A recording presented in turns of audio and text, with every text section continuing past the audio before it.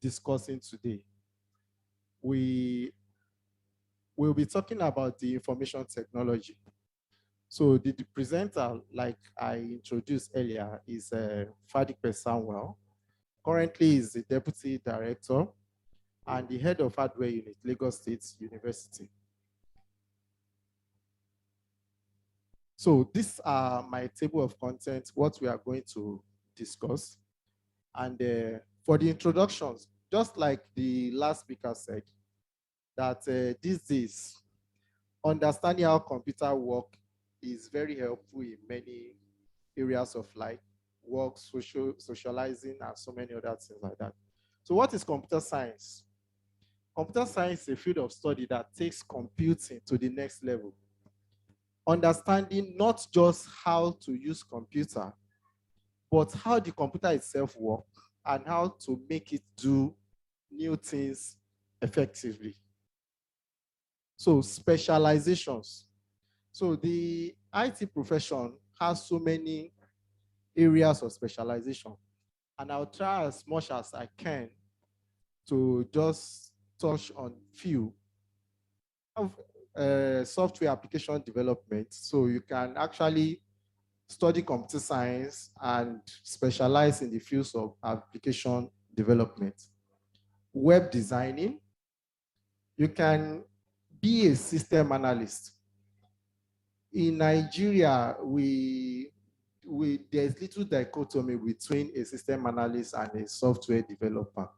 But a system analyst is somebody that have a global view, study a system, can actually break it down into a form that the computer will understand and the software developer can, from there, develop their own solution. So database administration, you can specialize strictly on database management without really knowing how to do coding or building websites. Hardware engineering, and that has to do with the physical parts of system, how to repair it, how to install, and something like that. Networking. Networking has to do with the interconnectivities of various devices, the hardware, the printer, monitor, and the component, the internal component of the system. Then IT security.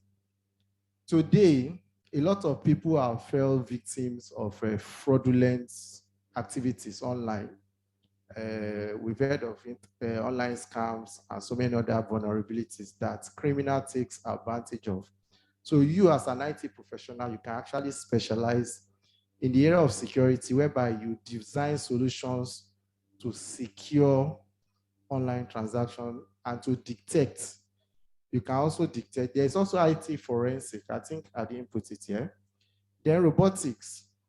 You see that machine, that Tesla, is as a result of robotic engineering, where we have artificial intelligence, whereby you machine mimic the intelligence of humans, and they also take it to a higher level. So graphics and animation, you can specialize strictly in that area, whereby all these beautiful images you are seeing is actually as a result of a graphic professional. So I know an average Nigerian, before they go into any profession, they think about the reward. Like somebody told me, what is the need for me? How much am I going to get if I'm in this profession? Is it paying? Yes, it depends on the industry you find yourself and the skill sets that you have. But if you find yourself in the ministry, maybe government agencies, they already have a standard pay structure. So whether you are a database administrator or IT security person, once you're on the same level, you enjoy the same salary scales. But on the average, a fresh graduate of IT professional earns around 100K plus, irrespective of the industry you find yourself. And we have some that are earning as high as millions per month. So it depends. Then their work structure is also flexible in the sense that you can actually work from home. You can be in Nigeria and be working for a company based outside Nigeria. You can work for 3, 4, 5 different organizations without actually leaving the comfort of your home. So before I can become a professional, then I think I need to go to university to study. And the foundation starts from here. So what do I need? Which subject combinations do I need to offer and pass before I can go to a university? For Nigerian universities here, you must at least pass maths, English, physics, chemistry. Maths, English, physics, chemistry. Now, I put just those 4 subjects there because the 5th one depends on universities. Some university will accept biology, some will not. Some will accept your data entry, some will not. Some will accept economics, some will not. So before you aspire to go to any university, you should have studied their entry requirements. But one thing is sure, you must have physics, you must have chemistry, you must have English, and you must pass your maths. Now for JAMB, because you are taking 4 subjects in JAMB, and those 4 subjects has been defined: English, chemistry, maths, and physics. So if you say you want to study computer science and you decide to take English, chemistry, biology, and mathematics, automatically you'll be denied admission. So course duration. For Nigerian universities, if the course is under science, you spend 4 years. So computer science is 4 years. But in the university you are going, if the course is under engineering, you spend 5 years. So for example, if you are studying in FUTA, you spend 5 years. If you are studying in any university of technology in Nigeria, you spend 5 years. So what are the certifications that you have in the industries? You know, you see, the industry is so flexible to the point that you may not really have computer science background as a degree before you are relevant in the scheme of things. So as you are in secondary school now, you can start taking those professional certifications. And we have a number of them. I can't list all of them in this presentation. There is Cisco certifications, and even Cisco has grades: CCNA 1, CCNA 2, CCNA professional, so many other ones. So, and CCNA, and another thing you need to understand is each certification deals with specific skills. So if you are interested in computer networking and internet, for example, then you take Cisco certifications. A+ certification has to do with the hardware, how you repair your system in case my screen has issues, in case my storage devices are not functioning properly, in case my flash drive. So if you want to be an expert in that field, then you go for A+ certification. There is Oracle certification. Oracle has to do with database. You see, everything, you see, just go online, you type in your Google, what is the road to Antioch? I want to move from Aja to Yanoba. And you see the map. It is not magic. Those information has been pre-stored into a database. So when you go to Google and ask question, if you ask stupid question that is already not in their database, you will not get any answer. You know, like they say, elementary computer science says garbage in, garbage out. So it is what has been fed and stored into the system that the system brings back. As I'm speaking, one Yoruba proverb came to my mind. So if you stone a pine tree, that pine tree will stone you back. So that is the third law of motion. Action and reaction are equal and opposite. So there is also MCSE certification. MCSE has to do with Microsoft certifications. So if you want to be an expert in Windows, like our last speaker said, he has various certifications, MOS being one of them. MOS means Microsoft Office Specialist. So he is a specialist when it comes to Microsoft Office, Microsoft Word, Excel, Access, and Outlook. So he's a professional there. Now, MCDBA, like MCDBA and Oracle, deals with database.